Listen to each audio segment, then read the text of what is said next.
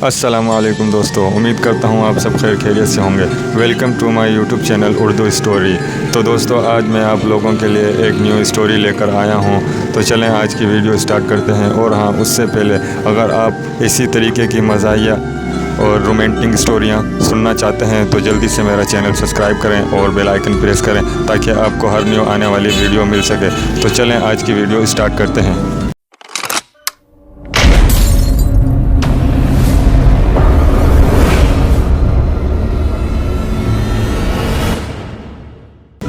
मैं मर जाऊंगी आराम से। ये उन दिनों की बात है जब मैं मैट्रिक के पेपर्स देकर फ्री था। अब्बू ने मुझे अपने साथ दुकान पर बिठा लिया था। कभी कभी मुझे अकेले बैठने का मौका मिल जाता था। मैं कभी किसी नंबर पर फ़ोन मिलाता तो कभी किसी नंबर पर कि शायद कोई लड़की फ़ोन उठा ले। एक दिन यूँ हुआ कि एक आंटी ने फ़ोन उठाया। सलाम दुआ के बाद मैंने बातचीत शुरू की तो उन्होंने फ़ोन काट दिया।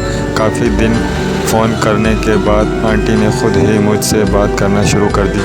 फिर उन्होंने अपने बारे में बताया कि वो सदर में रहती हैं। उनके 3 बच्चे हैं, 2 बेटियां हैं, एक 13 साल का और एक 10 साल की। एक बेटा 3 साल का था। उनका शौहर ड्राइवर था और 4 दिन के बाद घर आता था। आंटी घर पर अकेली होती थी। फिर आंटी से बातचीत होती रही। आंटी ने मुझसे कहा कि वो मुझे देखना चाहती हैं। मैंने उन्हें दोपहर का वक्त दिया और उनकी गली में जाकर खड़ा हो गया। कुछ देर के बाद आंटी ने मुझे अपनी छत से देखा। मैं देखकर हैरान रह गया। आंटी एकदम गोरा रंग रखती थी। उन्होंने लाल रंग का कपड़े पहन रखे थे जिसमें वो बिल्कुल परी की तरह दिख रही थी। मैंने अपनी ज़िंदगी में इतनी खूबसूरत आंटी नहीं देखी थी। फिर उसने मुझे इशारा किया कि तुम जाओ और इसी तरह मैं 3 से 4 दफ़ा गया। मैं आंटी से कहा कि मैं आपसे मिलना चाहता हूँ। आंटी ने इनकार कर दिया कि मोहल्ले वालों ने देख लिया तो उनकी बदनामी हो जाए, क्योंकि आंटी एक बापर्देदार औरत थी।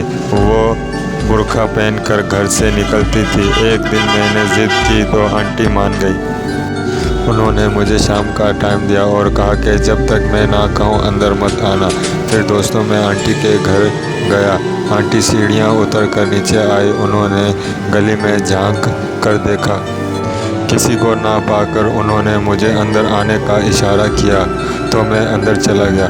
दोस्तों, एक बात तो बताना भूल गया। आंटी अपने शौहर के 3-4 दिन बाद आने की वजह से प्यासी रह जाती थी।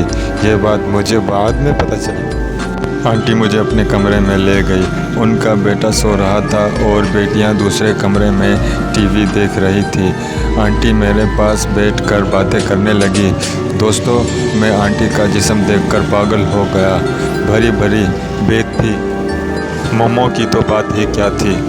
32 साइज़ होगा उनका।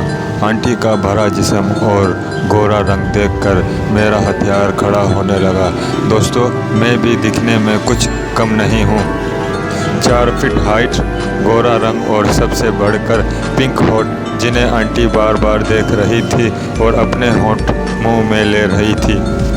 आंटी काफ़ी खौफज़दा थी क्योंकि उन्होंने पहली बार गैर मर्द को अपने घर बुलाया था और वो भी 19 साल के नौजवान लड़के को। तो दोस्तों, बातचीत के दौरान मैंने आंटी का हाथ पकड़ा तो आंटी ने फ़ौरन अपना हाथ छुड़वा लिया। फिर कुछ देर बाद मैंने दोबारा आंटी का हाथ पकड़ा तो उन्होंने छुड़वाया नहीं। मैं उनका हाथ पकड़कर दबाने लगा। उफ, इतना नरम था हाथ आंटी का, बिल्कुल रूही की तरह। आंटी का मुलायम और नरम हाथ पकड़कर मेरा हथियार खड़ा हो गया और मैं बेचैन होने लगा। मगर आंटी ने कहा कि अब तुम जाओ, मैं तुम्हें वापस बुलाऊंगी।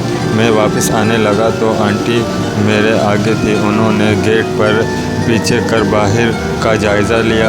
इतने में मैं उनके पीछे से आंटी के साथ थोड़ा सा चिपक गया तो आंटी चौंक गई। वाह, क्या नरम गांड थी। मैंने थोड़ा सा अपना हथियार टच किया आंटी की गांड के साथ और फिर पीछे हट गया तो आंटी ने मुझे बाहर जाने को कहा और मैं घर आ गया। उसके बाद मैं आंटी से 3-4 बार मिला। अब आंटी का डर ख़त्म होता जा रहा था। वो मुझसे हमेशा कहती थी कि मैं एक शरीफ औरत हूँ, तुम मुझे बदनाम तो नहीं करोगे ना? वैसे भी तुम मुझसे काफ़ी छोटे हो। अब आंटी को यकीन हो गया था कि मैं उनको किसी किस्म का नुकसान नहीं पहुंचाऊंगा। आंटी का घर हमारे घर के करीब ही था। उस दौरान रमज़ान शुरू हो गया और सर्दियों का स्टार्ट शुरू हो गया। सर्दियों में शाम को ही गलियों में वीरानी शुरू हो जाती। आंटी की गली भी एक छोटी सी गली थी और वहाँ पर कोई भी नहीं होता था। फिर एक दिन मुझे आंटी ने अपने घर बुलाया और बताया कि उनका शौहर कल शाम को घर आएगा। तुम रोज़ों के बाद मेरे घर आना। आगे की कहानी सुनने के लिए हमारे चैनल उर्दू स्टोरी के साथ बने रहें। अल्लाह हाफिज़।